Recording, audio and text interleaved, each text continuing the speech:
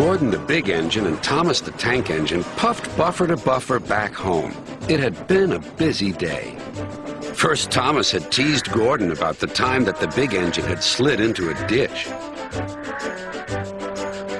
Then Thomas fell down a mine and Gordon came to his rescue. "Remember, Thomas," called Gordon grandly, "united we stand, together we fall. You help me and I'll help you." "I'll remember," replied Thomas, "but I hope Sir Topham Hatt forgives us soon."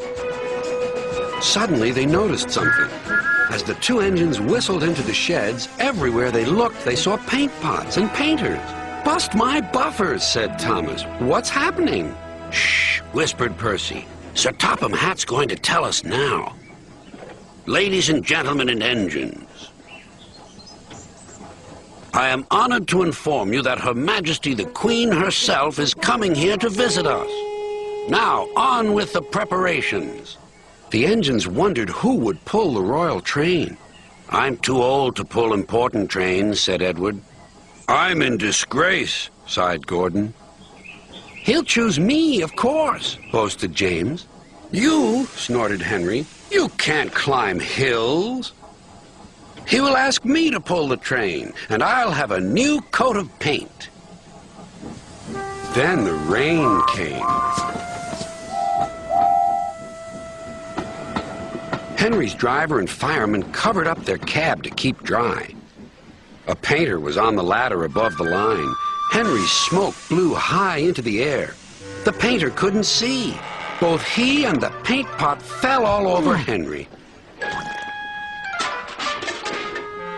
Poor Henry. "Well, you're not a pretty picture," sneered the painter. Sir Topham Hatt spoke next.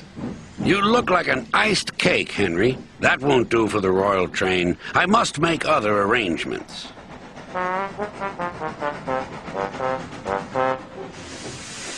Gordon and Thomas were waiting for him. Please, sir. "One at a time," replied Sir Topham Hatt. "Yes, Gordon? May Thomas have his branch line again?" "I think you are both sorry and deserve a treat. Edward will go in front to clear the line. Thomas will look after the coaches, and Gordon will pull the train." The great day came. All the engines worked hard, bringing people to the town.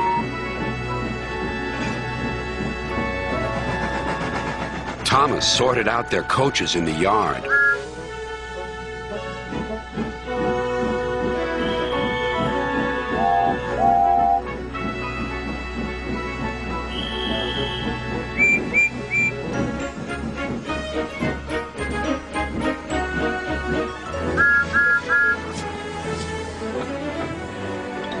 Edward steamed in. "Beep! The Queen is here!" Then Gordon whistled as he approached the station. Everyone knew that sound. The Queen's train glided into the station. Gordon was spotless and his brass shone brightly.